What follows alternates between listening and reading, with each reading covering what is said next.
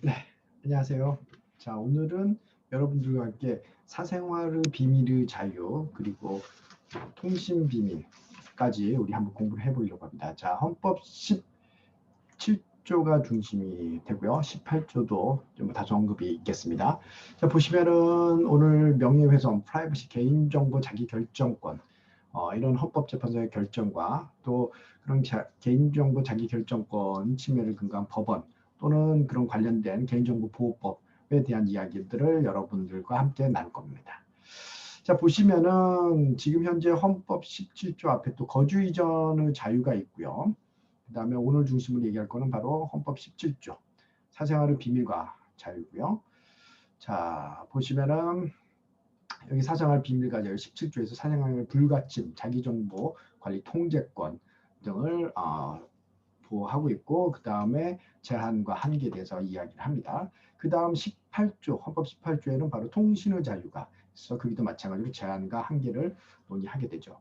오늘 교과서하고 함께 보시면요. 자, 사생활의 비밀과 자유는 바로 기본권으로 인식되고 있고 특히 이 정보사회의 발달로 이러한 기본권의 중요성이 더 강조되고 있습니다.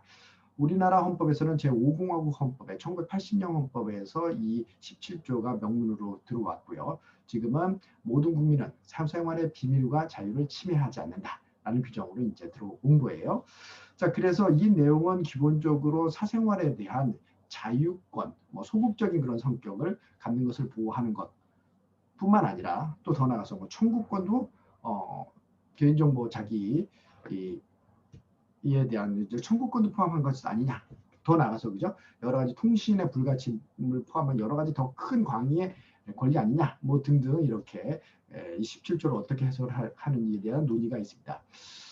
일반적으로 우리 대법원과 헌법재판소의 판례를 보시면은 헌법 이 개인 여기 17조에서 도출하는 개인정보 자기결정권 또는 뭐 개인정보 자기통제권이라고 표현하는 이 권리가 헌법 10조와 17조에서 도출한다고 표현하는 것으로 봐서 다소 헌법 17조의 이 사생활의 비밀과 자유는 소극적인 권리로 보고 헌법 10조에서 이 정보사회의 적극적인 권리는 인정하는 것으로 생각해서 두 개를 합쳐서 바로 헌법 10조와 17조를 개인정보 자기결정권의 근거조항으로 논의하는 것으로 그렇게 보여집니다. 그래서 헌법 17조뿐만 아니라 우리가 이미 배웠던 헌법 10조 인간의 존엄과 가치 행복추구권에서 도출하는 또 행동의 자유 중에서 적극적으로 개인정보 자기의 정보를 통제할 수 있는 권한 또한 17조의 논의하고 같이 이야기가 되어진다 이렇게 얘기할 수 있겠어요. 관련된 얘기가 여러분들 교과서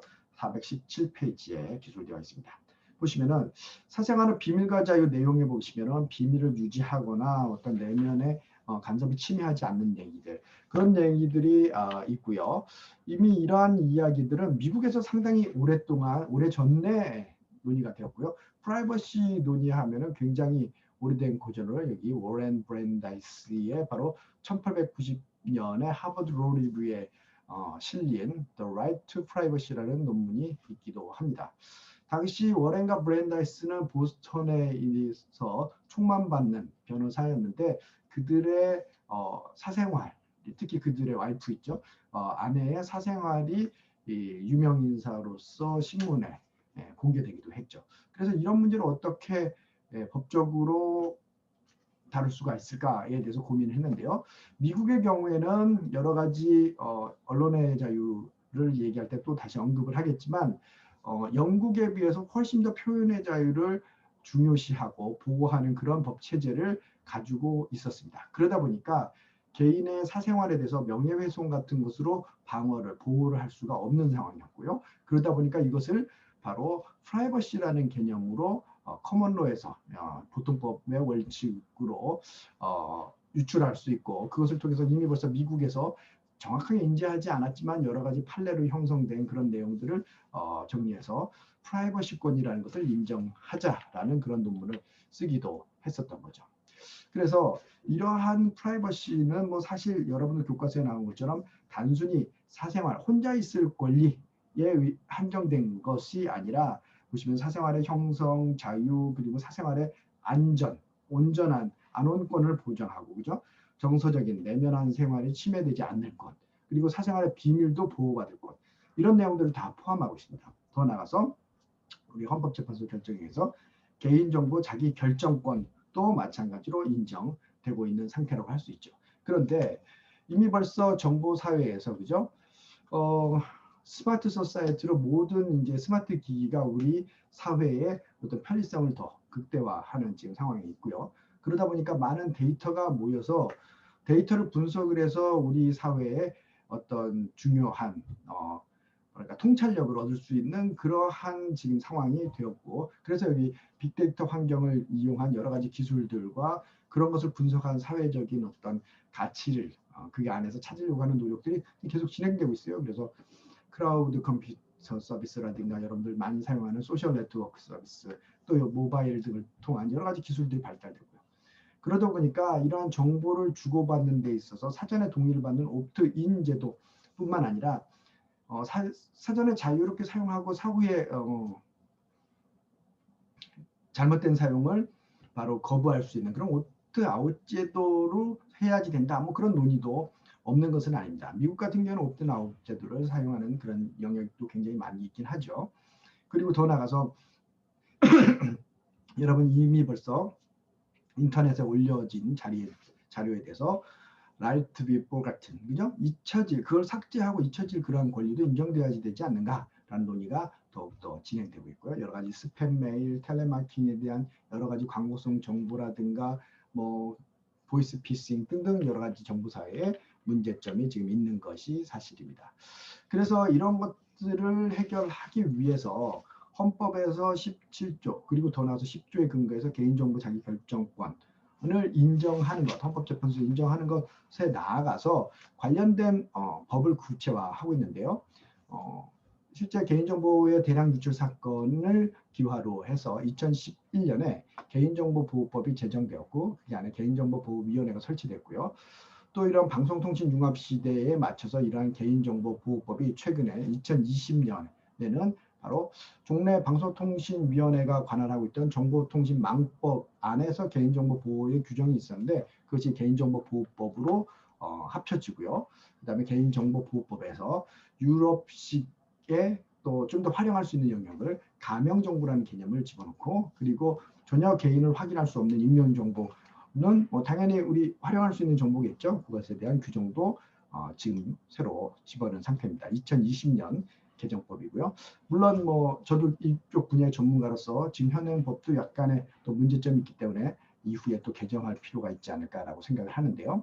일단 보시면은 자, 개인정보를 지금 우리가 활용해야지 된다라는 사람도 많고, 개인정보는 우리 17조에 근거해서 보호해야지 된다라는 그런 사람도 있을 수 있고요. 지금 현재 헌법과 법 체계를 봤을 때 개인정보를 활용할 수 있는 영역이 상당히 많이 있습니다. 한번 보시면은 공개된 개인정보 건데 대학 교수가 자기 자신의 어떤 프로필을 올려놨다. 학교 홈페이지에요. 그것에 대해서 활용하는 것은 공개된 정보로서 가능하다라고 인정하는 우리 대법원 판례가 있었고요. 그러면 개인정보 중에서도 공개된 개인정보, 자 여기 보시면은 프라이버시를 보호받는 영역 외에 뭐죠? 공개돼서 자유롭게 활용할 수 있는 개인정보 분명히 있습니다. 그리고 정보 중에서 개인정보가 아닌 정보도 당연히 활용할 수 있겠죠. 그냥 데이터. 그다음에 개인정보가 아닌 사람에 관한 정보들도 있을 것이고요. 또 개인이 사용을 동의한 개인정보도 있겠죠. 우리 개인정보보호법에 인정한, 그죠? 그리고 개인정보보호법에서 또 다른 기타 특별법에서 법령에 근거해서 개인정보를 활용할 수도 있습니다. 자, 여러분 감염병 예방법에 근거해서 그 안에서 우리 코로나 방역 상황을 그죠? 역학조사를 위해서 개인정보를 활용할 수 있는 근거를 메르스 그 감염병이 이제 확산됐을 때부터 근거법을 두었고, 지금 2020년도 4월에 개정법에 의해서 실제 감염병 예방법에 의해서 개인정보를 활용할 수 있는 근거를 두고 있습니다. 그래서 일정한 부분 활용하고 있고요. 물론 그런 활용이 개인정보를 지나치게 침해를 해서는 안 되겠죠. 그렇게 운영이 돼야 되겠죠. 왜냐하면 우리가 얘기하는 개인정보 보호는 바로 헌법 17조, 10조에 근거한 헌법적인 가치이기 때문에 그런 것이고요. 그 다음에 2020년 개인정보보호법 개정으로 가명정보, 익명정보라는 건 당연히 그죠. 활용할 수 있는 정보가 되었습니다. 가명 정보라는 것은 그 자체로는 누군지 식별이 되지 않고 그 사람의 그 개인 속성을 많이 삭제해서 그 스스로 누군지 알 수 없는 개인정보로 확인 안 되는 그런 정보를 얘기합니다. 물론 여러 가지 다른 정보의 결합을 통해서 가명정보가 본인이 식별될 수는 있겠죠. 그렇기 때문에 개인정보보호법에서 가명정보를 따로 놓고 이런 것을 재식별하지는 못하도록 하는 그런 규정 같은 걸 두고 있다라고 하겠습니다. 자, 그렇고요. 자, 그래서 이러한 개인정보보호법에서 역시 정보사회에서 이 개인정보를 스스로, 자, 우리 헌법재판소는 자기 결정권이라고 표현했는데 미국이나 일본이나 다른 나라에서는 자기 통제권, 컨트롤권이라고 표현을 하고 있어요. 여러분들 교과서 419페이지도 보시면 개인정보 조사, 수집, 처리, 보관, 공개, 활용 등에 관해서 그것을 어떻게 할 것인지 정보 주체가 스스로 결정하는 권리가 바로 정보자기 결정권이라고 하는데, 그런데 밑에 보시면요. 정보자기결정권이라는 얘기는 결정하고 마치 끝나는 것 같은 느낌이 들어요. 굉장히 독일식 표현입니다만. 그런데 미국이나 다른 나라를 보시면요. 우리나라 개인정보법 4조도 그렇습니다. 보시면 개인정보를 제공하고 동의, 열람, 정지, 정정, 삭제, 구제를 받을 수 있는 권리. 다른 사람이 가지고 있는 거 그걸 고치라고 할 수도 있고요. 계속 컨트롤할 수 있는 권리라고 할 수 있죠. 그러니까 여러분들이 이 정보사회에서 자기 자신의 권리를 한번 결정하고 다 날아가고 더 이상 컨트롤 안 되는 걸로 생각하면 그것도 문제입니다. 그렇죠? 그러니까 일정 부분에 스스로 이거 줄 것인가? 신뢰할 수 있으면 주고 그렇지 않은 사람에게 이건 안 주고 그리고 이미 벌써 유출된 것도 이것은 삭제해달라고 그러고 얘기할 수 있는 이른바 통제권으로서 표현을 쓰는 게 타당하다고 생각해요. 그래서 저는 개인정보 통제권이라는 표현을 쓰고 있고 실제 우리 헌법재판소와 그리고 헌법재판소 영향을 받은 법원의 판례에서도 개인정보 자기 결정권이라는 표현을 쓰더라도 내용을 보시면은 이렇게 통제권으로서 전반적으로 이해를 한다라고 할 수가 있습니다. 420페이지 한번 보시면은 그런데 우리나라 개인정보보호법에서는 자, 그죠? 바로 이 개인정보 자기 통제권을 실현하는 그러기 위해서 4조 등의 여러 가지 조항을 가지고 있을 뿐만 아니라 특별법으로서 여러 가지 많은 법들을 가지고 있는데 이것이 좋은 것만은 아닙니다. 그런데 신용정보 이용 및 보호에 관한 법률인데 상당히 많은 신용정보를 기하로 또 다른 방식의 활용 방식을 채택하고 있는데 개인정보를 합리적인 활용하는 방법으로서 사용하는 가능성을 열어놓은 장점이 있는 반면 그만큼 개인정보가 잘못 활용돼서 침해될 가능성도 굉장히 높다는 거죠. 우리가 굉장히 비판적인 시각으로 볼 필요가 있고요. 정보통신망법에 종래에 있었던 개인정보보호법 규정은 보호 규정은 바로 개인정보보호법에 지금 2020년에 이미 벌써 다 합쳐진 상태다 이렇게 얘기를 하겠습니다. 자, 이러한 개인정보에 대해서는 여러 가지 신상정보, 교육정보, 의료정보, 신용정보가 다 포함될 것인데 특별하게 신용정보에 한해서 그리고 신용정보의 개념이 또 굉장히 확대될 수가 있어요. 그런 것이 신용정보법에서 지금 규율된다는 것은 현재 우리가 17조에 근거한 개인정보보호법이 만들어졌는데 그 법이 제대로 기능하지 못하는 그런 작용을 만드는 경향이 있기 때문에 우려의 노릇으로 볼 필요가 있어요.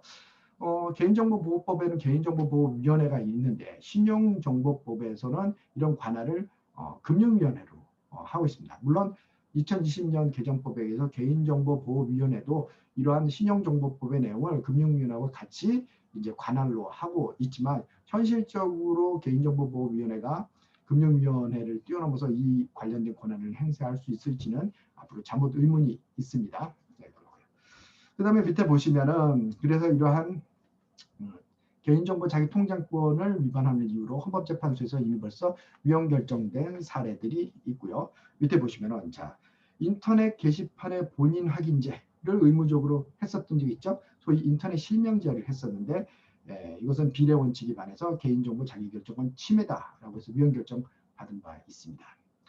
밑에 보시면요. 주민등록번호가 우리 이제 부여받죠. 그런데 이 번호가 변경되지 않도록 하는 번호로서 예전에 생각이 되었어요. 그러다 보니까 개인의 주민등록 번호 때문에 그것이 변경이 안 돼서 여러 가지 이제 예컨대 이혼을 해서 따로 사는데 갑자기 그 주민등록 번호라든가 이런 것을 통해서 전 배우자가 찾아와 가지고 막 해코지를 한다든가 이런 또 새로운 문제들, 또 금융 사기에 또 연루돼 가지고 문제가 된다든가 이런 문제가 현실적으로 발생을 했습니다. 그래서 이런 사람들의 경우에도 주민등록번호를 변경을 해달라는 요청이 있었는데 근거가 없어서 해주지 않았던 행위에 대해서 자, 헌법재판소는 바로 관련 주민등록법 7조가 바로 헌법에 합치되지 아니한다. 그래서 헌법 불합치 결정을 했어요. 여러분들 그래서 421페이지에 보면 그것이 나오고 그래서 실제 지금 현재 주민등록법이 개정되었고 그리고 주민등록번호 변경위원회라는 게 새로 만들어졌습니다. 그래서 거기서는 여러분들 주민등록번호가 계속 예전과 같은 번호를 유지함으로써 발생하는 여러 가지 가정폭력도 있을 수 있고요. 아니면 금융 피해 같은 것도 있을 수 있고 그래서 그런 원인을 신체라든가 생명의 위협을 느낄 때 주민등록번호를 변경할 수 있도록 하는 제도를 지금 뒀고요. 저도 관련한 회의 같은 데 참석을 한 바도 있습니다. 그다음에 밑에 보시면은 자 카메라 이용 등 촬영 범죄자에 대해서 신상 정보 20년 동안 보관하도록 하는 그것에 대해서 바로 이제 헌법 불합치다, 문제가 있다 이렇게 보는 사례도 있다라고 하겠고요. 기타 여러분들 개인정보에 관한 헌법재판소의 여러 가지 판결 중에서 또 핵심적인 판결을 한번 보도록 하겠습니다. 좀 오래된 건데요. 공직자 등의 병역사항 신고 및 공개에 관한 법률에서는 근데 병역사항을 의무적으로 기재를 해서 인터넷 사항에 공개를 하도록 하고 있었어요. 관련된 판례를 한번 보시면은 네. 지금 제대로 공유가 되는 건지 한번 보겠습니다. 네, 제대로 공유가 되는 것 같아요. 자, 그래서 청구인은 1990년에 자 한종로 신명으로 병역 면제를 받았는데 당시 이제 보시면은 이 법에서는 진짜 4급 이상의 공무원에 대해서 바로 본인이 군복무에 대한 어떤 만약에 그죠? 군복무를 갖지 않았으면 질병이라든가 이런 걸 구체적으로 적시하도록 이렇게 되어 있습니다. 그런데 이것이 바로 개인의 자기 정보를 바로 스스로 통제하는 권리, 자기 정보 결정권을 침해했다라고 생각을 해서 바로 헌법재판소에 이 사건을 제청을 한 거죠. 그래서 관련된 판결 여러분들 글자를 조금 크게 해서 보여드리면요. 자, 그래서 네. 사실 1980년대 7월에 워낙 그 병역 비리 같은 것이 많아서 이 법이 더 공직자 병역 신고 및 공개에 관한 법률이 만들어졌고 그래서 4급 이상의 공무원에게 이것을 명확하게 병역 사항에 대해서 밝히도록 그 관복뿐만 아니라 인터넷에 게재하도록 하는 의무가 생겼던 거죠. 그러다 보니까 바로 이 청구인의 기본권을 침해했다고 보는 건데 관련 내용 한번 봅시다. 헌법 17조는 자 모든 국민의 사생활 비밀과 자유를 침해하지 않는다고 해서 결국은 이 사생활에 대한 자유로운 비밀 유지에 관한 내용들을 다루고 있고요. 자, 그래서 이 법의 4급 이상의 공무원에 대해서 일방적으로 이렇게 질병에 관한 사항도 게시하는 것은 바로 사생활의 비밀과 자유 침해 위반이다라고 해서 비례 원칙 한계를 벗어나서는 안 된다라는 취지로 청구를 했고 또 그런 취지로 이제 헌법재판소가 판단하는 거죠. 공무에 대해서 또 판단을 하고요. 그래서 병역제도와 사생활이라는 자체는 충돌할 수 있는 영역을 조화력과 형량하기 위해서 또 이 사건을 단순 위헌 결정을 하지 않고 바로 헌법 불합치 결정을 했던 사안이다 이렇게 보겠어요. 그래서 비례 원칙에 따라서 판단했다라고 보시면 되고요. 자, 이 판례 보셨고요. 기타 자 우리 신체 자유에서도 잠깐 언급이 됐던 내용인데 자 경찰이나 이런데 검찰에서 이제 수사를 하고 그럴 때 여러 가지 자료를 사용할 수가 있습니다. 그 중에서 하나 보시면은 자 여러분들 교과서에서는 바로 422페이지 통신비밀보호법에 관련된 몇 가지 헌법재판소 판례와 관련된 것인데요. 자 보시면은 자 우리나라의 통신비밀을 보호하는 법으로서 통신비밀보호법이 있고요. 이것은 정확히는 또 18조 통신비밀의 자유에 관련된 규정이라고 할 수 있겠죠. 그 다음에 또 관련해서 전기통신사업법이 있습니다. 그래서 통신비밀보호법에는 통신사실 확인 자료를 요청을 할 수가 있는데 여러 가지 상대방의 전화번호, 통화일시, 그죠? 인터넷 로그 기록, 기지국 위치 정보. 그러니까 실제 그 어떤 사람이 어디서 전화를 받고 인터넷을 사용했는지를 바로 여기서 볼 수 있는 그런 근거가 되고 있고요. 보시면은 검찰, 경찰, 정보수사관장 법원에서 요청을 하면은 바로 법원에서 허가를 해줄 수 있는 그러한 장치라고 있고, 자, 30일 내에 제공받은 통지 뭐 이런 것들 규정이 예전에 있었습니다. 그렇고요.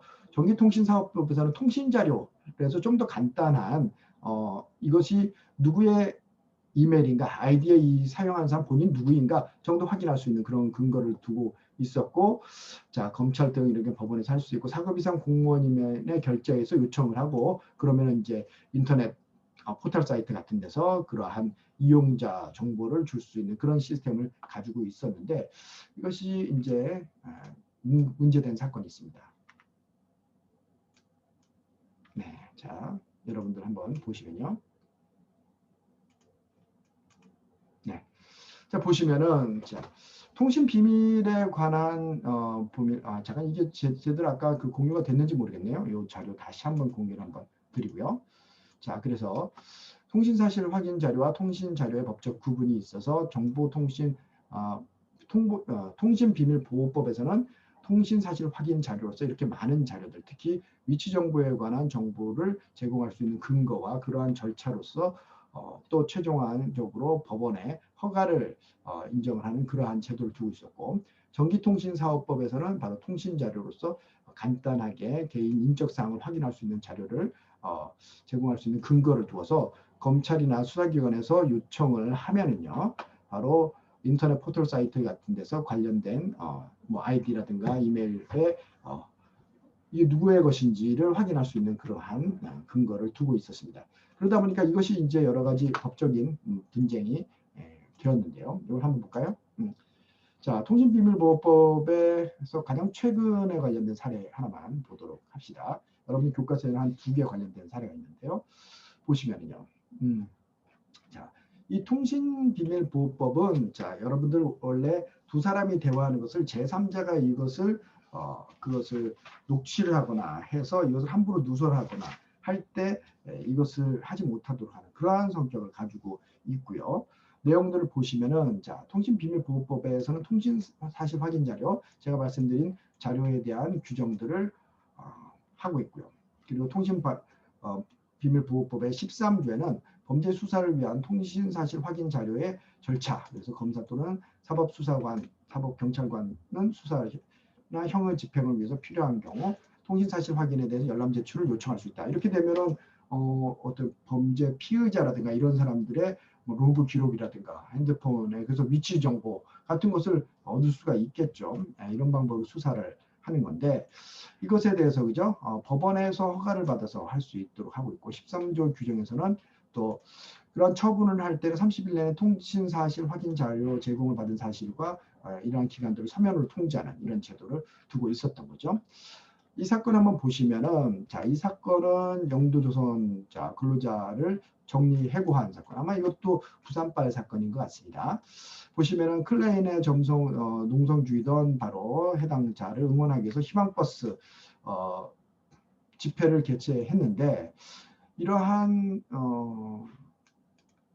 또 집시법 위반으로 관련된 사람들에 대해서 바로 수사기관은 체포영장의 집행을 위해서 법원의 허가를 얻어서 전기통신사업자에게 청구인들에게 통신비밀법 2항 2조 11호에 해당하는 통신사실 확인 자료를 제출 요청을 해요. 그러면 그 사람들이 실제 어디 있는지 위치 그리고 어디에서 움직였는지 이런 것을 파악할 수 있겠죠. 그런 것을 요청을 하는데 이 청구인들은 결국은 이러한 요청이야말로 통신의 자유, 그리고 사생활의 비밀의 자유, 개인정보 자기 결정권 등의 기본권을 침해했다고 헌법재판소에 청구한 거죠. 그래서 이 사건을 보시면은 헌법재판소에서는 이 사건에서 이제 통신비밀보호법에 관련된 이제 해당 조문들을 이 사건에 직접적으로 필요한 조문들만 이제 사건의 대상으로 삼고요. 뭐 이 법의 여러 가지 연역 같은 건 여러분들 보시면은 나옵니다. 자, 통신비밀법, 비밀보호법 한번 보시면 되고, 관련된 내용들. 그래서 여기서 이제 관련된 우리 헌법의 연관성 있죠. 헌법 10조 이 1문에서 도출된 일반적 인격권 및 우리가 배우는 헌법 17조의 사생활의 비밀과 자유에 의해서 이러한 자기 정보에 대한 결정권, 통제권이 보호된다라고 해서 헌법재판은 자기 정보 결정권이라는 표현, 독일식 표현을 쓰고 있습니다. 이게 하고 있고 결국은 이것이 바로 기본권이고 더 나가서 여기 헌법 18조에는 바로 통신의 비밀을 침해받지 않는다라는 규정을 통해서 통신 비밀을 그 핵심 내용으로 하고 있는데 이 법조문은 뭔가 문제가 있다라고 보는 거예요. 자, 일단 명확성 원칙을 침해했느냐 여부에 대해서도 청구인들이 주장했는데 헌법재판소는 여기서 뭐 수사라든가 뭐 그런 개념 자체가 명확하지 않다고 주장하는 거는 이유가 없다. 예, 그래 받아들이지 않고요.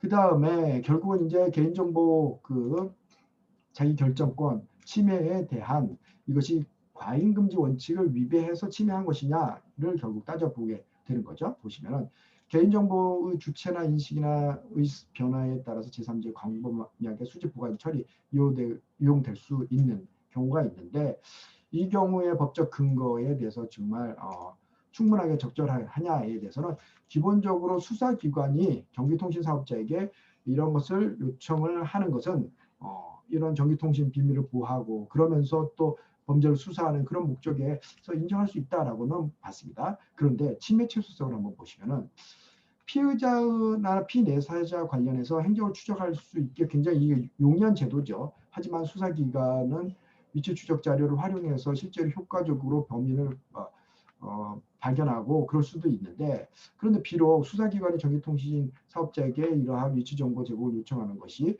물리적인 강제력 행사를 하는 것이 아니더라도 수사기관의 위치 정보 제공은 통신비밀법에서 정하는 강제 처분에 해당하는 것으로 기본적으로 필요 최소한 범위에서 해야지 된다는 거예요. 그렇기 때문에 기본적으로 이런 것을 필요 최소한적으로 하지 않으면 개인정보 자기결정권 침해로서 연결이 될 수가 있고 그래서 이러한 위치 정보에 대한 추적도 가능하고 있는 것을 전반적으로 봤을 때 자, 수사의 효율성과 편의성만을 도모하는 그런 경향이 있고 입법의 목적을 달성하기 위해서 필요한 범위에서 최소한도 정보 주체 기본권을 과도하게 제한하는 면이 있다라고 인정을 하고요.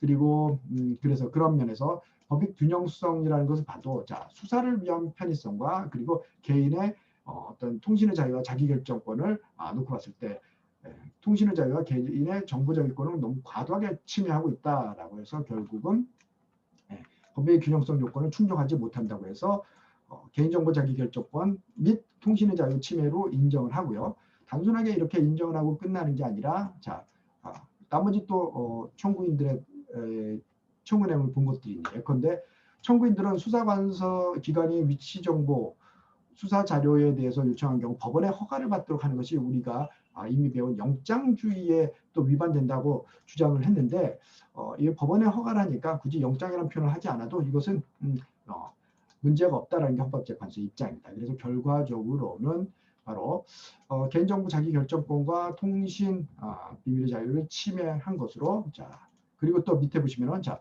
적법 절차 조항도 위배했다고 보네요. 그래서 이 사건은 자 적법 절차 조항도 위배돼서 바로 청구인의 개인정보 자기결정을 침해해서 헌법에 위반된다라고 하면서도 잠정 적용하고 단순 위헌 결정하면은 하지 않고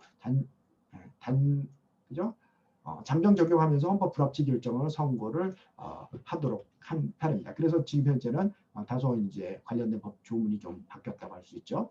자, 이와 같이 네, 다시 이와 같이 이제 우리 개인정보 자기 결정권에 관련해서 헌법재판소는 몇 가지 이제 상당히 많은 판례를 해왔고요. 그리고 여러분들은 이제 우리 헌법재판소 판례를 우리 교과서를 통해서도 더 많은 것을 확인할 수가 있습니다. 다른 거 한번 볼까요? 423페이지 보시면은 이건데 이것도 이미 벌써 우리 12조를 할 때 나왔던 거네요. 요양급여 내역 제공 행위를 제공하는 것도 바로 개인정보 자기결정권 침해다라는 거죠. 이것도 수사기관이 굉장히 범죄 그 피의자가 병원 진료를 통해서 수사 및 체포하기 굉장히 용이하게 활용했던 제도인데 이것도 위헌으로 결정을 했고요. 반면 이제 여러분들 십시 지문을 찍는 지문 날인 제도라든가 졸업생 성명 등 정보를 관리하고 있는 교육정보 시스템, 나이스 시스템 이것은 합헌이다. 그리고 기타 금융실명제 또 여러 가지 다른 또 합헌 결정을 내린 사례도 상당히 많이 있습니다. 그렇고요. 그 다음에 여러분들 DNA 감식 시료 채취 대상자가 사망할 때까지 DNA 정보를 가지고 있는 것, 이런 것도 합헌성이 인정된 결정이고요. 여러분들 425페이지에도 굉장히 많은 합헌 결정을 받은 사례가 있습니다.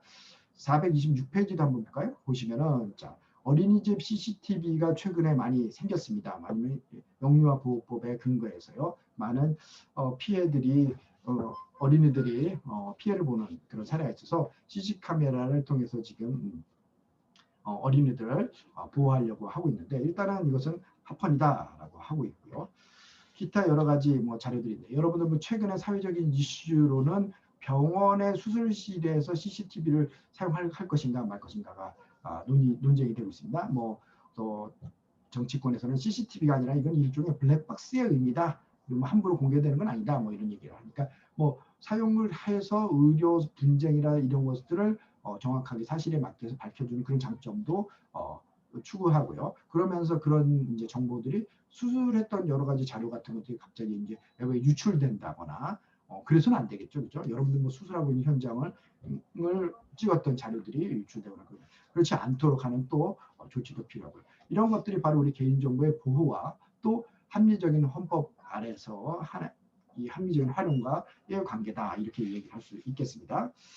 자, 그렇고요. 그래서 사생활 비밀과 자유 제한과 한계에서는 여러 가지 또 논의가 있는데 그걸 관련된 구체적인 법으로 이미 벌써 몇 번 말씀드렸던 개인정보 자기 결정권을 구체로 한 그죠? 개인정보 보호법이 있고요.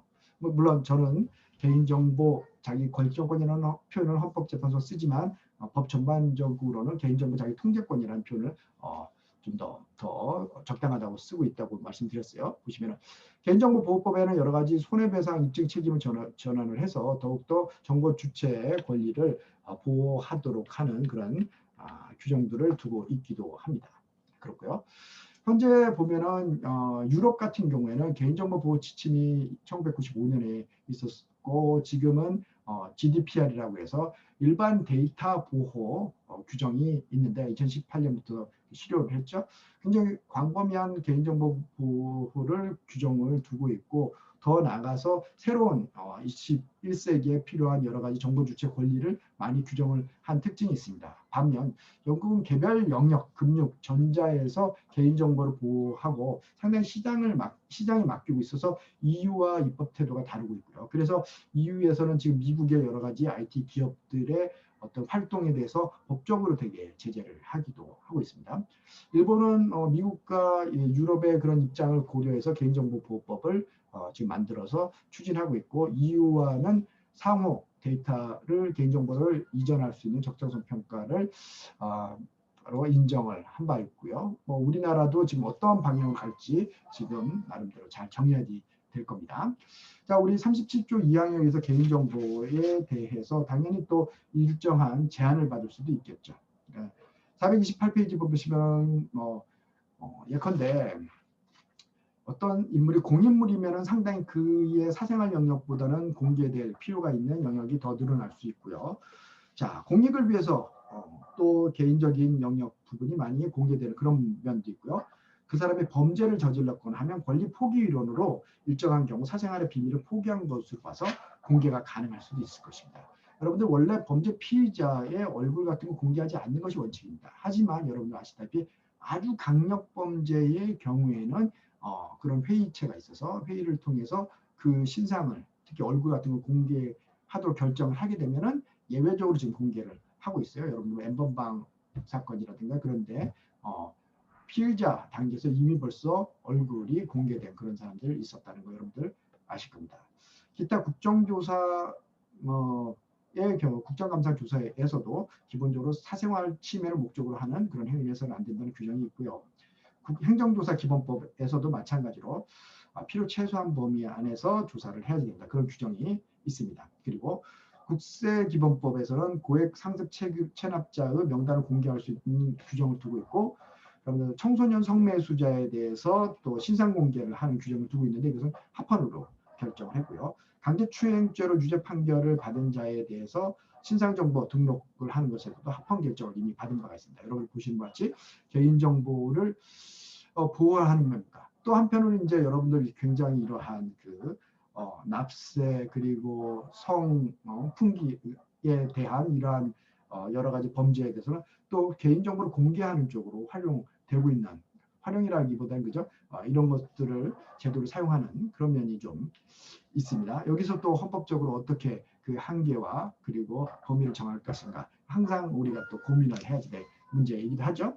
자, 429페이지에는 또 아까 얘기했던 CCTV에 관한 여러 가지 내용들을 설명하고 있는데, 우리 개인정보보호법에서는 CCTV를 사용을 할 때 장소, 촬영 범위를 명확히 해서 사용할 수 하도록 그렇게 두고 있어요. 원칙적으로 그렇게 해야지 됩니다. 그렇고요. 기타 여러분들 교도소에서의 CCTV 설치에 대해서 이것이 인권 침해다 뭐 여러 가지 소송이 있었는데 또 합헌으로 결정한 상당수 많은 사례가 있었다, 이렇게 이야기를 할 수가 있고요. 네. 인터넷에서 또 여러 가지 개인정보가 또 다양하게 활용되고 또 그것을 또 개인정보 침해되지 않도록 보호해야 될 우리 헌법상 그리고 개인정보보호법상의 또 권리들이 있다, 이렇게 얘기를 하겠네요. 자, 최근에 개인정보 보호에 대한 여러 가지 논의는 네. 자, 네. 네. 이를 좀 말씀을 드리면은 기본적으로 개인정보 보호는 미국의 프라이버시 논의에서부터 왔고, 그것이 미국에서도 개인정보 자기 통제권으로 인정됐고, 그 다음에 독일에서는 개인정보 자기 결정권이라는 표현으로서 이것을 인정하게 됐고요.